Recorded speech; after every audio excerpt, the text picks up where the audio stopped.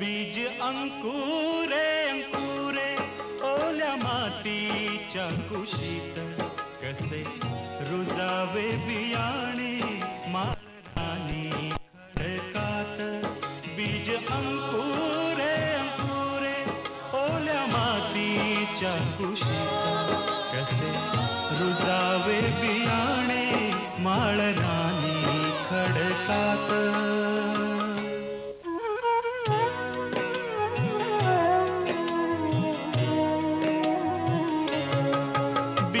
हवी निगराणी हवी मायेची पाखर. लख प्रकाश निर्मळ त्यात कष्टाचा बाजार. हवी अंधार द्या राती चंद्र किरणाची साथ. कसे रुजावे बियाणे माळरानी खडकात. बीज अंकुरे अंकुरे ओल्या मातीच्या कुशीत कसे रुजावे बियाणे माळरानी खडकात.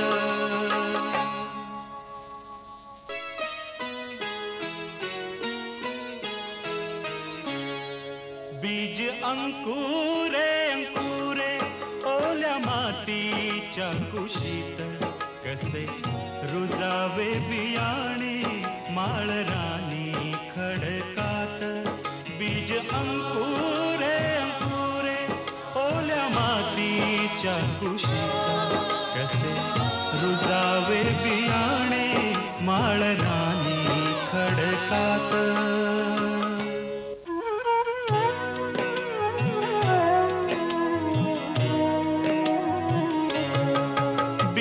हवी निगराणी हवी मायेची पाखर. लख प्रकाश निर्मळ त्यात कष्टाचा बाजार. हवी अंधार द्या राती चंद्र किरणाची साथ. कसे रुजावे बियाणे माळरानी खडकात. बीज अंकुरे अंकुरे ओल्या मातीच्या कुशीत कसे रुजावे बियाणे माळरानी खडकात.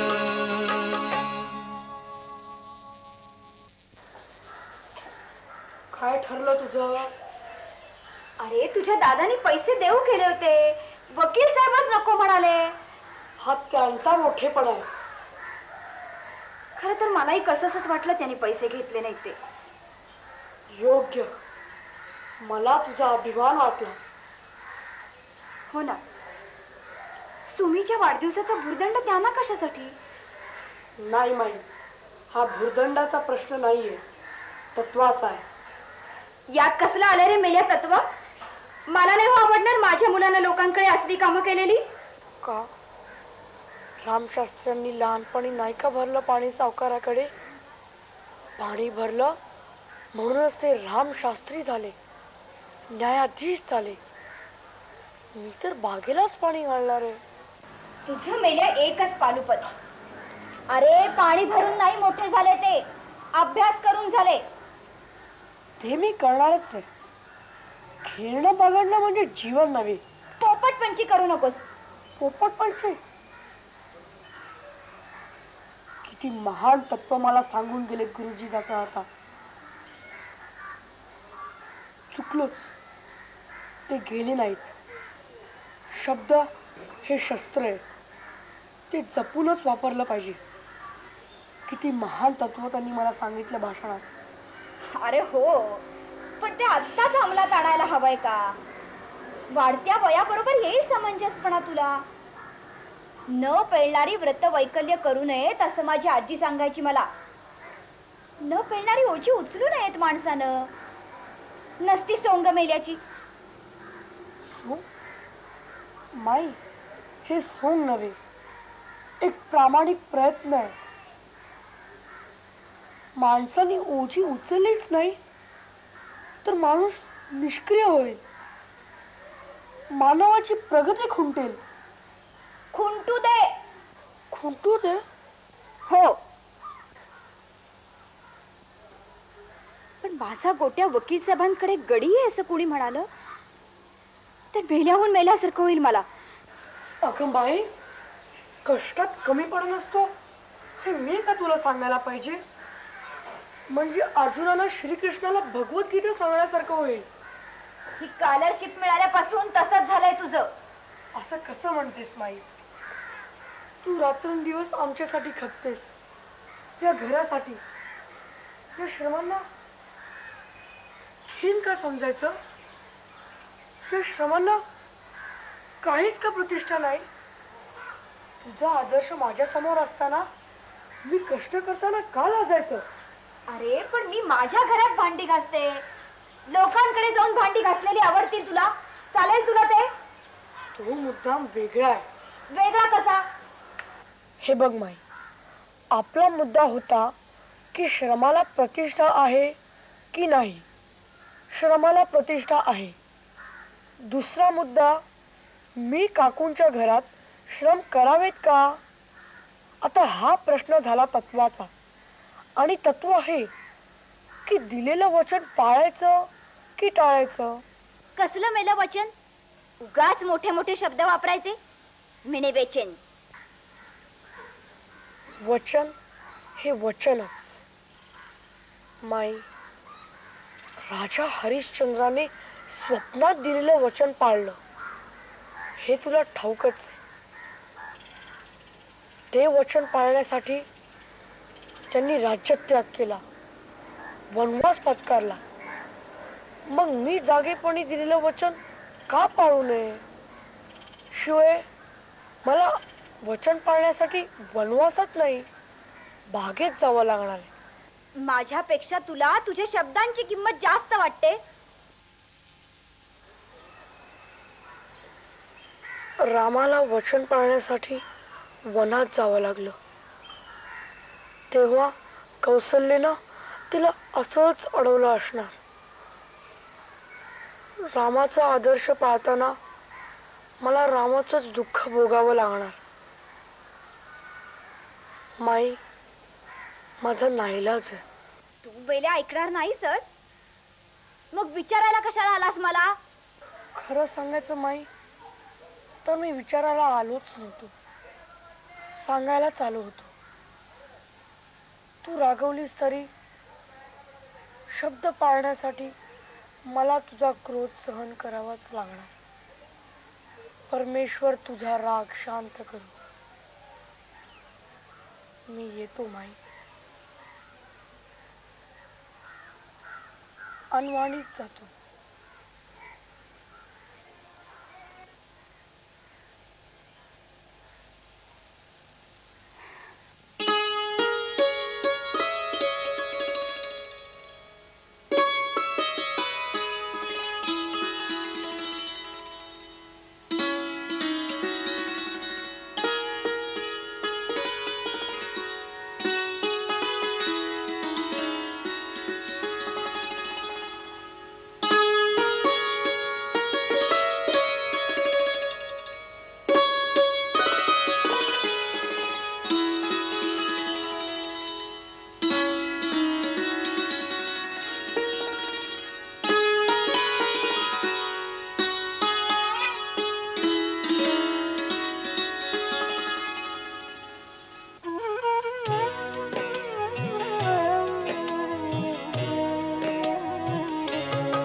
अंकुराचे होता रोप, होई रोपट्याचे झाड. मुळ्या रोवून रानात उभे राहील हे खोड. निळ्या आभाळाच्या खाली प्रकाशाचे गीत गात. कसे रुजावे बियाणे माळरानी खडकात. बीज अंकुरे अंकुरे ओल्या मातीच्या कुशीत. कसे रुजावे बियाणे माळरानी खडकात.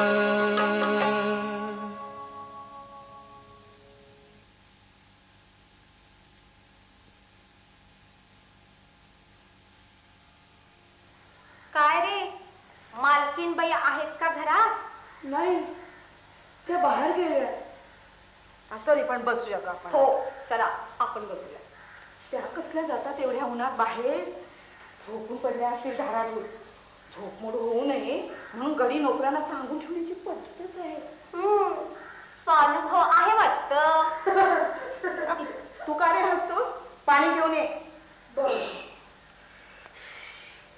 काय उघडते. होणारच उकाडा. मग लुगडी घ्यायची आहे ना तुला? आणि इथे काय कमी आहे हो, चांगलं गडगंज आहे. पण तुमच्या इतकं काही नाही. हा ह्यांचं काय बाई, आम्ही 2 लुगडी घ्यायची म्हटलं तर 10 वेळा विचार करावा लागतो. पण ह्यांचं पैठणी म्हटलं की पैठणी, बनारसी म्हटलं की बनारसी. हो पण ह्यांच्या यजमानांच्या इतका लठ्ठ पगार नाही का इकडचा. हो तो आणखी लठ्ठ होणार. कोण लठ्ठ होणार? अहो पगार, ह्यांच्या यजमानांचा पगार. हो का? हो पण घर बाकी काहीतरीच ठेवलंय हो वकिलींनी. स्वतः मात्र कशा टापटिपीत राहतात. अहो आपल्याला काय करायचं त्याच्याशी. वकिलींबाईंच्या मध्यस्थीमुळं आपल्या मंडळाला भलं मोठं अनुदान मिळणार आहे. पण मी मघापासून बघते तुम्ही एवढी वकिलींबाईंची मध्यस्थी का हो करता? अहो कारण आहे त्यांना. यांच्या इस्टेटीची केस वकील साहेबांच्याकडे. हो का? गेली 7 वर्ष कोर्टात खटलाय. तरीच. आणि यांच्या बाजूचा जर केसचा निकाल लागला ना तर आपल्या सर्वात जास्त श्रीमंत ह्या ठरणार आहे. हो हो का? म्हणजे ह्यांच्या घरी मोठं नेणार. हो आणि मंडळाच्या सेक्रेटरी ह्याच. हो हो पण ह्या वेळेत तरी वकिलींबाईला करावं लागणार सेक्रेटरी. पण अनुदान मिळालं नाही तर तुम्हालाच संधी. हो अहो पण फसवणूक केल्यासारखं नाही का व्हायचं त्यांची. नाही हे बघ, राजकारणात सत्ता आली की हे असंच होणार. अहो इंग्रजापासून आपण एवढं तरी शिकायला हवं ना.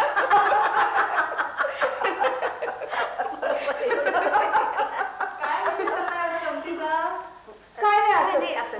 या ना या. बरं काही चहा कॉफी सरबत वगैरे काही? नको नको काही नको. ते राहू दे. यावर्षी महिला मंडळाचे सेक्रेटरी तुम्हालाच व्हायला पाहिजे. त्याच्याशिवाय दुसरा पर्याय नाही. होतील होत्या. अहो त्या काही आपलं मन मोडणार आहेत का? पण मी तुम्हाला काय रे, मंडळाचे सेक्रेटरी करायला त्या तुमच्याकडे नाही आले. सेक्रेटरी होणारच ह्या. अरे गोट्या, आपल्याकडे पाहुणे आले आहेत त्यांच्याबद्दल असं बोलू नये. ह्यातच त्या पाहुण्या ह्या तुमच्याकडे आल्या. तुम्ही अनुदानासाठी मध्यस्थी करावी म्हणून. अरे असं बोलू नये बाळ. तू पाणी दे. तू काम कर. ते घरगडी असेल. हो घरगडी नाही येतो. मग गोटे आहे त्याचं नाव. अरे यंदाच्या स्कॉलरशिपच्या परीक्षेत पहिला आल्या बोर्डातून. पुतळा आहे का तुमचा? तसंच समजा हवं तर. आपण बाहेर म्हणजे कुठं देवळात का गेलो होता? ह्या कसल्या आता देवळात घोरच पाडल्या होता. अरे काकू घर मात्र तुम्ही अगदी ओंगरवाणी ठेवतात. राहता मात्र टापटी पिढ. काकू मंडळासाठी अनुदान मिळवून दिलं तरच तुम्ही सेक्रेटरी, नाहीतर सेक्रेटरी ह्या.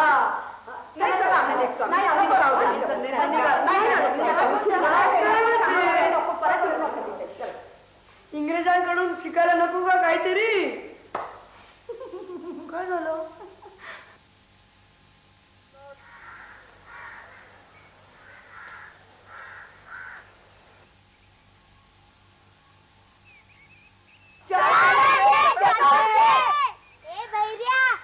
तुझे मित्र आले खेळायला. ऐकायला नाही का येत? आलं ऐकायला.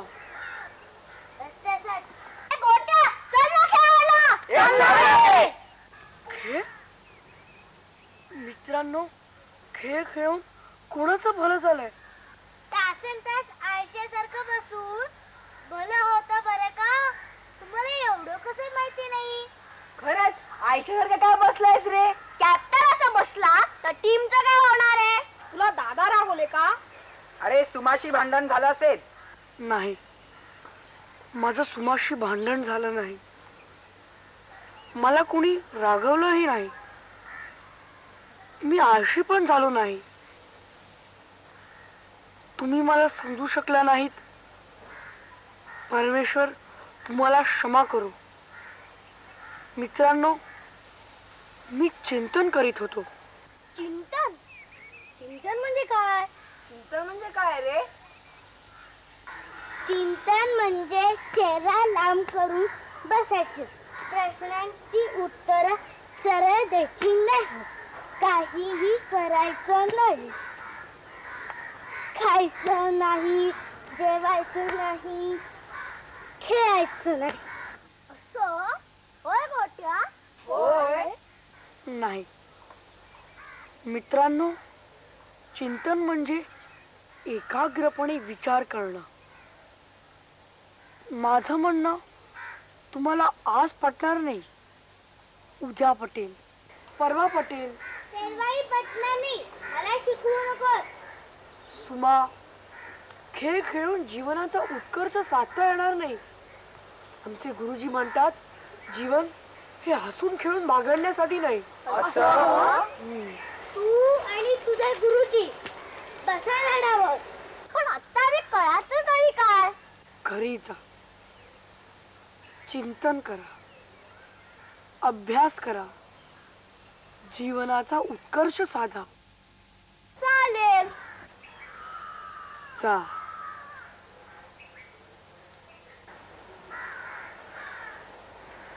घरी जा, चिंतन करा, अभ्यास करा, जीवनाचा उत्कर्ष साधा.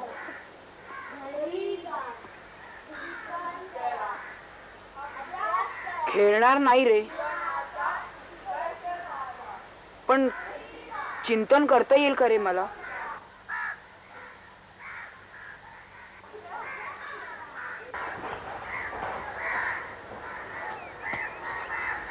ग्रंथालयात जा, उत्तम पुस्तकं वाच. त्यामुळे जीवन सुंदर होईल, प्रगल्भ होईल. उत्तम विचारांच्या चिंतनानं मन श्रीमंत होईल. अरे पण मला वाचता कुठे येतंय? मग म्हशींचं दूध काढ, त्यांना पाणी दे, गवत दे, त्यांची सेवा कर. ती मी रोजच करतो ना. आता एकाग्रपणे कर. जीवनाचं ध्येय म्हणून कर, आजी सांगते म्हणून नाही. त्याचा ठीक आहे, जातो. मी त्यांची जीवनाचं ध्येय म्हणून सेवा करतो.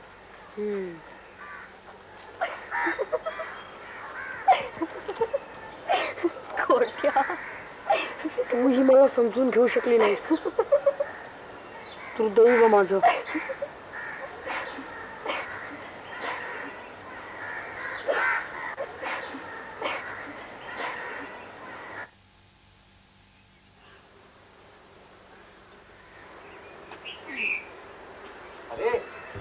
वकील साहेबांचं घरात. वकील साहेब कसे असतील? ते कोर्टात. हो हो हो, कोर्टात. मग घरी कोण कोण आहेत? कोणी नाही, फक्त काकू. वहिनी साहेब, अहो वहिनी साहेब, म्हणजे आहात ना घरात? आहात ना घरात? कोण आहे? आहात ना घरात? हो ना. नमस्कार. नमस्कार. मी अनंत हरी सप्रे. वकील साहेब कोर्टात गेले. आपलं काही काम होतं का?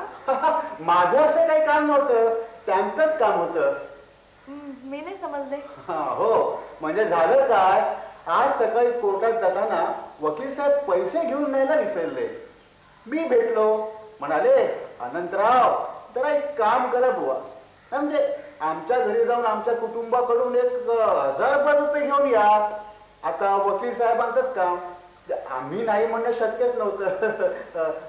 अहो पण अहो, भाऊबंधाने आमची इस्टेट अगदी सफळ बळकावली होती, पण वकील साहेबांनी आम्हाला शब्द दिला, प्रत्यक्ष ब्रह्मदेव जरी त्यांच्या बाजूने साक्ष द्यायला आला तरी तुमची इस्टेट तुम्हाला परत मिळेल. वकील साहेबाबद्दल तुम्हाला काय सांगायचं. आमची इस्टेट आम्हाला परत मिळवून दिलीच.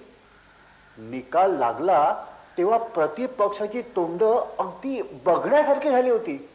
ते सगळं ठीक असेल हो, पण ह्यांची ना चिठ्ठी ना चपाटी हो वकील साहेब देतच होते, पण तेवढ्यात त्यांना जज साहेबांनी चेंबरमध्ये बोलवलं. साहेब मला म्हणाले, तुम्हाला काय करायची चिठ्ठी वगैरे ती, तुम्हाला घरी ओळखतातच की नाही तरी. पण मी तुम्हाला खरंच ओळखलं नाहीये. आपण सुद्धा कमाल करतात वहिनी साहेब. अहो 1000 रुपये घेऊन आम्ही काय पळून जाणार आहोत. नाही तसं नाही, पण घरात काही अडचण आहे का? तसं असेल तर संकोच न करता सांगा, आम्ही वाड्यावर माणूस पाठवून मागून घेतो. नको नको, थांबा जरा. देता? ठीक आहे, आणा. देते मी पैसे.